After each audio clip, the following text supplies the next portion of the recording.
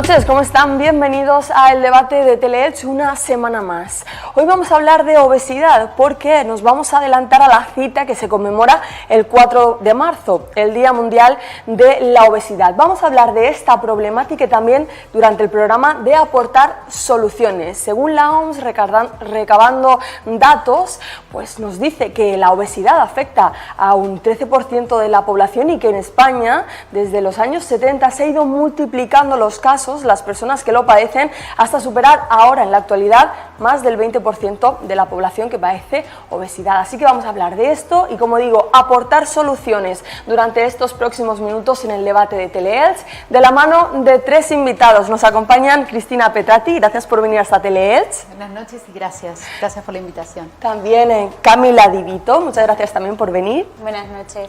Gracias. Y Javier Butragueño, con vosotros tres, buenas noches. Muchas gracias, buenas noches. Vamos a intentar pues hablar del problema y, como decía, también aportar soluciones, que es muy útil en este caso. Cristina, ¿qué impacto de casos de obesidad tenemos en la comunidad o lo más próximo que nos puedas decir? Y también la solución, hablábamos antes de empezar incluso el programa, al final se trata de hábitos, no de dietas eternas que conocemos, ¿no? Exactamente, creo, bueno, la Comunidad Valenciana entre sobrepeso y obesidad son un 16%, en realidad de obesidad 16%, sí se está viendo, particularmente en la Comunidad Valenciana, muchos casos de obesidad infantil, o sea que empiezan a partir de entre los 4 y los 17 años, y las tres causas fundamentales son el exceso de grasas, azúcares y sal, sedentarismo y, diría yo, mala gestión de emociones. Y esas son como las tres causas importantes, por lo tanto hay que ser consciente y prevenir. La obesidad es un exceso de tejido graso subcutáneo que se expande en todo el organismo y enferma el hígado, el músculo, el cerebro, el corazón, y esas señales, digamos, que llevan a todo el cuerpo producen comorbilidades. Y esas comorbilidades son la prediabetes, la diabetes, los accidentes cerebrovasculares o enfermedades vasculares en general, porque ahí está la dislipemia, hipertensión y demás. O sea que de una enfermedad que va siendo crónica en el tiempo, produce comorbilidades, y esa es la que nosotros debemos prevenir. Ahora hablaremos de muchas de las claves que ha dado Cristina en la primera intervención. Ha dado una como una pata fundamental, el ejercicio, ¿no?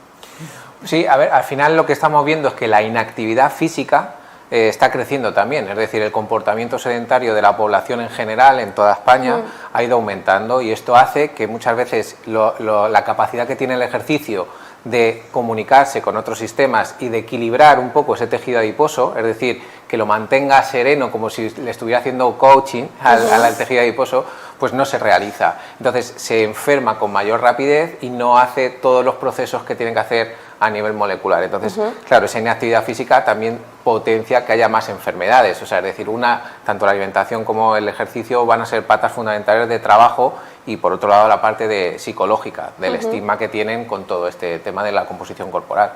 Camila, todas estas cuestiones técnicas que hablamos desde un lado médico y desde el lado más, la parte centrada del deporte, las has vivido tú en tus propias carnes, ¿no? Cuéntanos tu experiencia. A medida que lo van diciendo es como que vuelvo el tiempo atrás y lo recuerdo, o sea, recuerdo desde el momento en el que yo sentía que no podía bajar de peso y fundamentalmente pensaba que no podía hacer deporte, que eso también es muy principal. Todo, como dijeron, arranca por la cabeza, por la mentalidad y nada, sí, me veo muy identificada. Cristina, ¿qué se hace mal en las dietas o qué concepto hay erróneo en las dietas? Porque vemos que mucha gente se pone manos a la obra, pero igual no se hace como se debe, ¿no? Sí, porque la gente no piensa en la salud, piensa a corto plazo. Cuando uno tiene la primera consulta y le explica al paciente o a la persona, mira, vos tenés que bajar porque tu salud, piensan en el físico, en mirarse al espejo, no se ven el hueso en el espejo, ni el hígado, ni el músculo. Lo que intentan es hacer dietas muy restrictivas en corto tiempo y bajar todo, músculo, grasa, o sea, emagrecer de golpe, lo cual, o muchos lo hacen por un objetivo a corto plazo. Se casa mi hijo, tengo una fiesta, tengo mi propio casamiento, entonces no piensan en cambiar hábitos, que ahí es el punto donde todos tenemos que modificar esto, como decía Cami, la mentalidad, el pensamiento. Todos debemos construir hábitos saludables. O sea, pero esto es un equipo multidisciplinario, es donde está el médico, el psicólogo, el entrenador físico, o sea, trabajamos en un equipo multidisciplinario, porque si no, no se puede contener a la persona al 100%, prescribirle una dieta y encima estar conteniendo a esa persona. Entonces creo que todo pasa por acompañar a esa persona, te diría casi un 90%, en un cambio de pensamiento, porque sabemos por la neurociencia que el cerebro es pensamiento, emoción, acción. Esa persona tiene que entrar en acción y dejarse las miles de excusas y ponerse en acción. Empezar hábitos saludables con ejercicio y con gestión de emociones. Ese es el equipo multidisciplinario que creo que tenemos que abordar todos los profesionales que estamos en atención primaria para abordar a la obesidad. ¿Cómo se hace? Porque eso es justo lo que has dicho tú, ¿no? ¿Cómo se puede trabajar con el paciente para darle un paso y decir, tú puedes empezar a hacer deporte y tienes que empezar desde la casilla 1, ¿no? ¿Cómo lo hacéis? Y ahora nos cuentas. Pues ella lo ha hecho, ¿no? Y lo primero que hay que hacer es que entiendan el motivo por el que tienen que entrenar. Muchas veces el motivo no es cómo te ves reflejado en el espejo, y esa es la barrera más difícil, porque hay un negocio de la insatisfacción corporal muy grande en la sociedad donde vivimos. Entonces tienen que entender que realmente ellos, por ejemplo, van a entrenar un entrenamiento cardiorrespiratorio del corazón y de los pulmones porque tienen que mejorar el corazón y los pulmones. Por otro lado, la gente que tiene un exceso de peso muy elevado les va a costar mucho moverse. Entonces, esas personas que les cuesta mucho moverse, pues oye, podemos hacer entrenamiento de fuerza que no tiene esa implicación de movimiento. Sí, cuanta más fuerza ganen, mayor capacidad van a tener de moverse y van a sentirse que son capaces y van a poder moverse. Pero pocas veces se les ha explicado realmente ese es el motivo por el que entrenas. Entonces, casi siempre lo hacen, no, voy a comer muy poquito y me tengo que sufrir para poder hacerlo. Entonces, el sufrimiento ya es una emoción. Por lo tanto, esa emoción mantenida de dolor o de daño o que no me gusta hace que tú pares. Entonces, lo importante del ejercicio es mantenerlo durante mucho tiempo. Entonces, esa parte hay que cambiarla desde el ámbito psicológico y explicando los motivos reales por los que entrenas, que yo creo que eso es un poco lo que tú conseguiste. Incluso yo cuando empecé en el 2021, empecé con un entrenador y yo solamente salía a caminar, porque yo no podía, yo pesaba 93 kilos y no podía correr, no podía hacer ciertos ejercicios que si vos vas a un gimnasio ves a chicas, o a mí me pasaba, veo a chicas que están entrenando y tal y no te sentís bien. Entonces tenés que empezar por, como decís vos, la primer casilla, que es empezar caminando y tal, y entender que no es una cuestión de bajar de peso rápido, y sino que tenés que hacerlo como un hábito de vida. Si vos vas al gimnasio o a entrenar y entrenás 2-3 meses, sí, capaz lográs bajar de peso, pero si después no seguís entrenando, eso no lo mantenés. Claro. Y cuesta muchísimo arrancar como para después dejarlo. A mí, por lo menos en lo personal, me costó muchísimo y nunca paré de entrenar. O sea que eso, por ejemplo, es muy interesante lo que dice. Yo no podía correr, yo vi a otras personas, dices, claro, ¿qué necesitas para poder correr? Pues poder tener la capacidad para soportar ese peso corporal y que no te hagas daño, que no te lesiones. Por lo tanto, empezar con dosis muy bajitas, andando, pero entrenamiento de fuerza para poder ir subiendo esa intensidad es fundamental. Entonces, a partir de ahí ya se empieza a planificar, pero ella lo tiene que entender. Entonces, eso llegará en algún momento, pero tienes que tener fuerza para poder hacerlo. Por eso se empieza a entrenar fuerza ahora al principio, para que puedas empezar a caminar más rápido y llegar a correr. Y luego combinar las dos partes que son fundamentales para la salud. Y otra de las cosas importantes es que cuando uno empieza a perder peso, como pasó a mí con el caso de Cami, es que tenés que hacer ejercicios de fuerza para también sostener esa masa muscular que estaba perdida en la masa grasa. Entonces, si no, después se iba a ver al espejo y se iba a sentir que el tejido estaba tan estirado que se iba a caer. Entonces yo le decía, siempre que bajes de peso, hace ejercicio de fuerza. O sea, ella me decía, no, porque la moda del running y todo esto, no decía, está bien, el cardio está bien, pero cuidado, porque con 93 kilos te podés lesionar. Entonces, ojo, empezá poco a poco con el entrenador, porque con medio como que la apuraba para hacer eso. Por eso creo yo también que es muy importante, como le pasó a Cami, es dieta y ejercicio, pero monitoreada con alguien que te mire. Claro. No ir a lo loco y empezar a entrenar y a correr y anotarte en los grupos, porque el estar monitoreada hace que te cuide tus músculos, te evita las lesiones. Eso es importante. Por eso cuando digo, bueno, si querés ir a un gimnasio, pero pedirle a un monitor que te arme una rutina, pero que te mire. Es que yo creo que hay un concepto erróneo, ¿no? La ecuación que todos pensamos queremos perder peso, bueno, como menos y hago cardio, ¿no? Sí.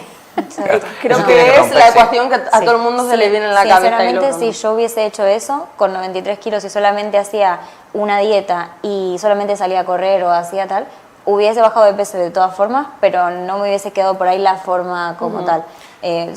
Eso es lo que dice ella, el tejido se cae y luego al final te queda todo genera flojo. más frustración. Exacto, y te sentís peor. Eso, y lo que creo que aprendió Cami es esto de, bueno, cambiar hábitos por hábitos saludables. Ella era desordenada, no estaba planificada, comía cuando podía. A veces algunos días no desayunaba. El desayuno me di cuenta de que es una de las comidas más importantes y yo la pasaba totalmente por alto. Por ahí comía a las 12 del mediodía y decía, bueno, pues ayuno intermitente. Pero eso es como que te lo terminas inventando, o sea, no es... se puede hacer, pero no tenés una estructura. Y hoy en día, mira cómo cambió mi vida, que yo tengo en mi nevera los tuppers organizados por la semana, a ver qué tengo que comer y qué no. Obviamente una vez a la semana como algo que no entra en la dieta, porque también se trata de eso, de disfrutarlo. Pero tengo una vida mucho más organizada. Antes iba a mi trabajo, que trabajo a una calle, en patinete o en coche, y ahora entreno 6 días a la semana y el séptimo por ahí me gusta subir montañas, ahora que nunca me imaginé que yo iba a poder subir una montaña. Un cambio de vida total. Entonces es un cambio de hábito total. Me llamó la atención una cosa, y es que ha dicho, me hago los tuppers y me planifico. ¿Por qué? Quería sacar este tema, y es, pensando en esto de que desde los años 70 se han ido multiplicando los casos de obesidad, es verdad que cada vez tenemos menos tiempo, pero bueno, es cuestión de organizarse, ¿no? Como dice ella. Pero también se aplica el factor de la inflación, que cada vez, bueno, pues compramos productos a lo mejor menos carne roja, que está más cara, menos pescado, el huevo también. Todo esto también influye, ¿no? Se trata de buscar una solución como hace Cami y buscar un huequito para que no se convierta en un problema, Sí. ¿no? Igual en la Comunidad Valenciana está como casi todos los nutricionistas manejan las mismas plantillas y es muy fácil saber cuál es el presupuesto mensual que vas a tener si comes saludablemente. O sea que no está ni siquiera en el rango de la inflación, porque también, como le pasó a Cami, comes mucho menos volumen. Exacto, ¿sí? menos cantidad. O sea, menos cantidad y más distribuido. Entonces, de esa manera también el presupuesto casi que no se nota en un 10% de inflación. Es simplemente eso. Digamos que tiene más que ver con un orden, pero en un orden para la alimentación, para el ejercicio, o sea, como que no tiene que haber excusas, ¿sí? Porque siempre volvemos a lo mismo. ¿Qué es lo más importante? El compromiso y la responsabilidad. Si la persona está 100% comprometida en su salud, va a ser proactiva en lo que sea y va a planificar su vida en lo que sea. Es como descansar, es como no tener estrés y todo lo demás. Eso también es importante, porque aquel que haga esa fórmula errónea de la que hemos hablado antes, si va a tirar a hacer ejercicio, tampoco va a tener energía en el cuerpo para poder llevar a cabo un entrenamiento, un proceso. Claro, y sobre todo hay una parte que muchas veces no se habla, pero que es fundamental, que es la recuperación del peso. Es decir, tu cuerpo, cuando va bajando de peso y a través de una restricción calórica, si es un poco menos agresiva de las que se hacen, pues mucho mejor. Pero cuando haces también ejercicio, lo que hace es puede tener un efecto rebote, y decir el cuerpo, bueno, aquí está pasando algo que no es normal, voy a recuperar mi peso anterior, ¿no? Entonces ahí el ejercicio de fuerza también se vuelve fundamental. ¿Por qué? Porque va a mantener un equilibrio en ese peso corporal que se tiene que mantener durante un tiempo determinado, que aproximadamente suele ser 1 año o 2, para que no haya esa recuperación ponderal del peso que se llama. Entonces es importante eso, tenerlo en cuenta, entenderlo, y al final el tema de la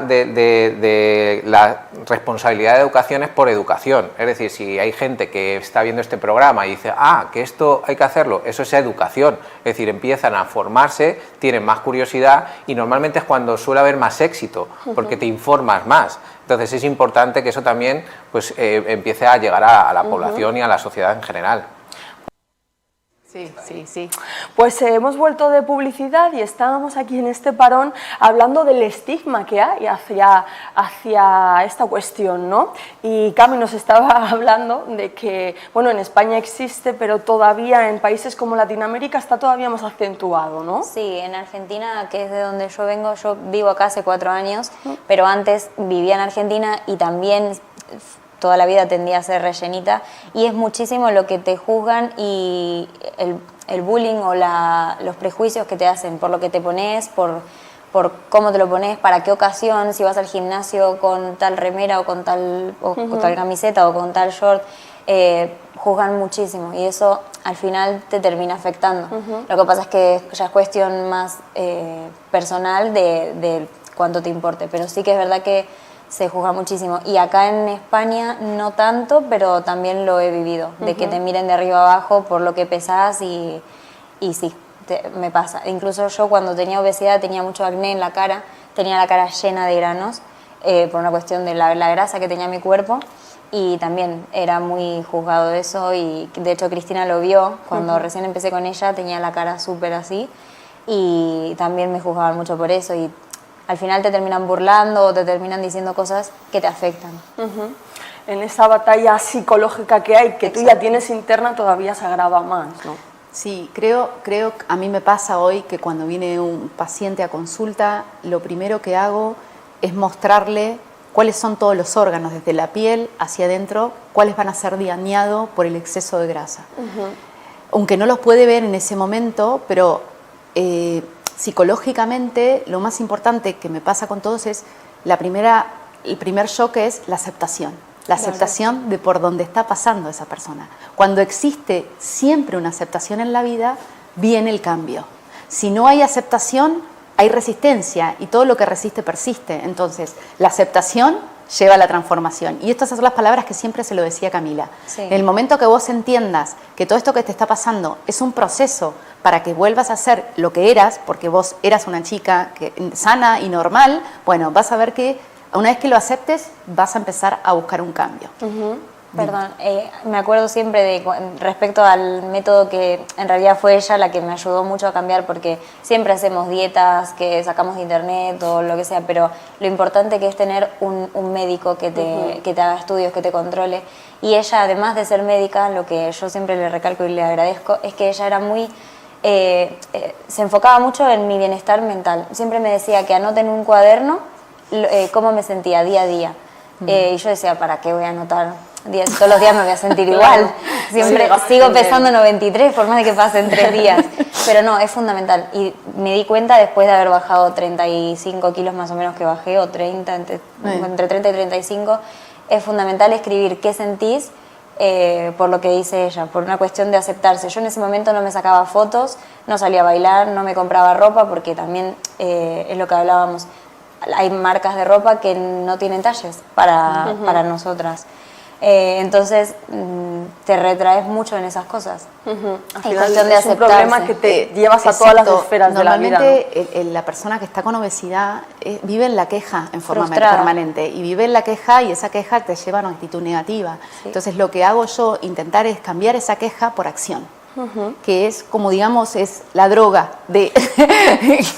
Lo que pasa es que ahí, por ejemplo, lo que hace Cristina no es una cosa que se repita o que sea común. Es decir, normalmente, incluso en la parte médica, aunque está cambiando y hay muchos profesionales que están viendo la importancia que tiene esa parte mental de trabajo, de mentalidad ganadora, de tal, pero sí que hay mucha gente que dice, bueno, tú vienes a mi consulta, lo primero, pierde peso, pero no hay ninguna pregunta añadida para conocer el contexto, para saber si, oye, ¿cómo te sientes? ¿Cómo encuentras tú ahora mismo tu estado? O cómo, simplemente, ¿qué quieres tú en el futuro, ¿no?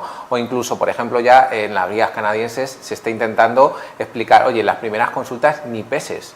Es decir, o pregunta a la persona si quieres que se pese y hablar del peso. Fíjate hasta el punto de donde se están rompiendo un poco los esquemas que teníamos de hace muchos años y que se están cambiando. Entonces, igual que el IMC ya pues es una medida que se empieza a utilizar menos y es bueno para epidemiología, pero no para la clínica, pues también preguntar a la persona, oye, ¿quieres que hablemos del peso o nos centramos en otra cosa? Porque hay muchas cosas que se pueden mejorar. Atajar el problema desde otro punto. O del entorno, ¿por qué tenés obesidad? ¿Qué es lo que te acarreó? Porque por ahí, como en mi caso, siempre fui rellenita, pero nunca tanto como para tener una enfermedad, como decía Cristina, que ya a partir de los 25 kilos ya es una enfermedad, ya es una obesidad. Entonces hay que ver también por qué viene eso. Una de las cosas, como decía Javi, que yo hago permanentemente en mi consulta es, estoy con una cinta métrica. Básicamente me posiciono en la salud. Cuando yo veo que el diámetro abdominal es arriba de 100 en la mujer, bueno, ahí empiezo a hablar de, hay un problema de salud. Ya ni siquiera hablo de su estética, ni cómo vino, digamos, a partir de ahí. Que es cierto, ni los pesos, de hecho creo que ni te pesé la primera consulta, como que te dije, a ver, es el momento de sacar una analítica de sangre, de empezar a evaluar eso, y eso sea el parámetro para ver qué hago, medicamos, no medicamos, porque obvio que la obesidad también se medica, se puede medicar cuando son muchos kilos, porque a veces lo que sucede es que la persona viene con mucha frustración, mucho dolor, y es muy difícil llevar el día a día hasta que arranque con una actividad física y todo, como yo digo, la oxitocina, la endorfina, todo eso lo autogenere. Claro. Pero hasta llegar a ese momento hay mucho dolor. De hecho, hay momentos en la obesidad que hay alteraciones mentales que te llevan a la depresión. Hay mucha asociación de obesidad y depresión. Entonces, me pasa también que como médico recibo 5 o 6 psicofármacos para dormir porque me siento mal, que por el estado de ánimo, y en definitiva se puede empezar a erradicar todo ese tipo de medicación y medicar con lo que hay que medicar. Claro, porque ahí se estaría poniendo parches a unas consecuencias, pero no al problema original, Exactamente. ¿no? Entonces creo que el mayor desafío hoy es prevenir. Prevenir, concientizar, responsabilizar, comprometer. Pero me parece interesante también lo que ha dicho Javier. Desde el sistema sanitario español, vamos a llevarlo donde estamos nosotros, se están haciendo bien las cosas, porque normalmente se aboga por una vida no sedentaria, ¿no? Que sea una vida activa, pero sin embargo no se recomienda pues ir al gimnasio, recabar más en esa cuestión. ¿Estaríamos fallando en ese asunto? ¿Habría que darle una vuelta? Creo que cada vez es más, ¿sí? Y yo como médico te digo que donde estoy concientizo a otros especialistas y estamos todos por el lado del entrenamiento, y ahora el entrenamiento de fuerza. Cada vez prescribimos más. Claro, ¿sí? yo por ejemplo, yo estoy en la Sociedad Española de Obesidad y yo lo que veo es que hay un interés por aprender, un interés por cambiar muchas cosas. Que vaya más rápido, más lento, pues va muchas veces en función de cómo está estructurado todo. Por ejemplo, una persona que trabaja en la sanidad pública, que tiene 10-15 minutos por paciente, pues a lo mejor el problema no es del médico, a lo mejor el problema es de cómo está construido, que solo puede dedicarle 10-15 minutos. No puede llegar hasta ahí. ¿Cómo va a hablar de bioquímica? ¿Cómo va a hablar del peso corporal, del contexto? Y además te va a recomendar ejercicio físico o un tipo... Es imposible. Entonces, todos tenemos que ser conscientes de eso y tenemos que aportar con nuestro conocimiento. Pues hay vídeos por redes sociales, filtrar bien la información, venir venir a este tipo de platos para poder explicar a las personas cómo tienen que hacerlo de manera correcta. Entonces eso es muy importante, pero sí que se están haciendo de las sociedades médicas un gran esfuerzo por cambiar y por ir introduciendo nuevos conceptos como la psicología, el ejercicio o diferentes tipos de alimentación o la farmacología y cómo administrarla adecuadamente.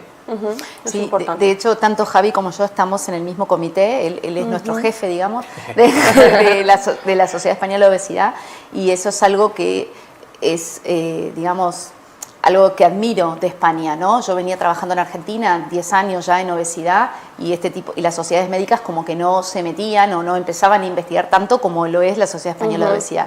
Yo creo que en ese lugar se hace mucha bajada de línea bien para implementar esto que yo lo hago en forma particular, pero porque me da más tiempo. Pero es cierto lo que dice Javier, no te da 15 minutos para conocer a nadie, no solamente el que padece a ninguna otra enfermedad. A veces el tiempo hace que se vuelquen más para lo privado, como está pasando ahora, porque claro, está sobrepasada la salud pública. Claro, por eso también la responsabilidad de la persona o del paciente, si es que ya se ha convertido en paciente, es importante, porque posiblemente no tengan el tiempo suficiente como para darte todas las recomendaciones. Entonces tú te tienes que decir, no, es que es mi salud, me tengo que responsabilizar, me voy a apoyar en profesionales o incluso en personas que han podido ir superando ciertos barreras, que también es súper importante que tú estés aquí, que cuentes tu experiencia. Para que se vea reflejada la gente también. Y para que entienda que es posible, pero que hay que hacer cambios y que a veces es complicado, pero que se puede.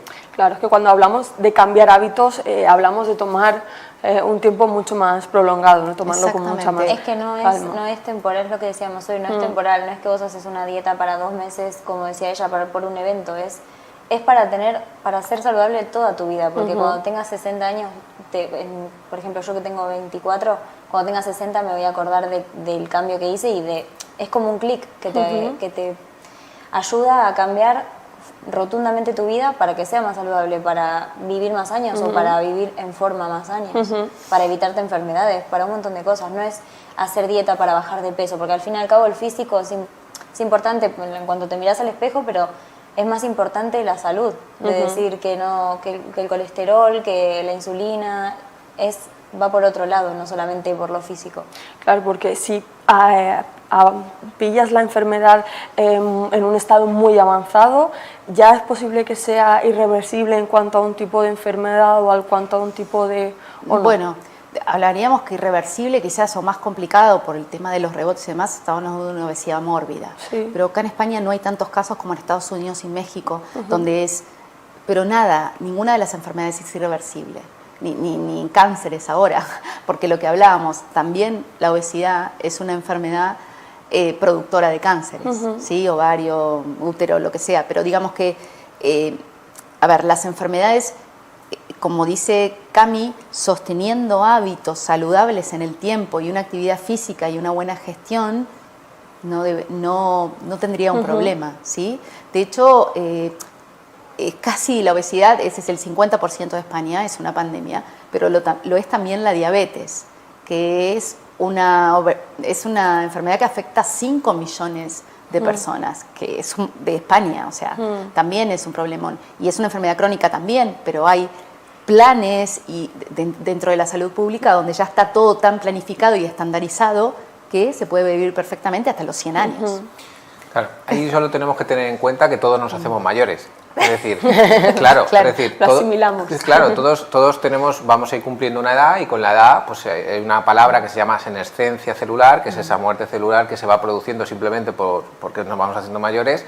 Y ahora, ¿cómo podemos retrasar eso? ¿Cómo podemos mejorar el antienvejecimiento, ¿no? El envejecimiento saludable? Pues a través de una correcta alimentación, a través de un buen ejercicio y a través de una buena capacidad para gestionar problemas. Porque ella dice, tengo 24 años.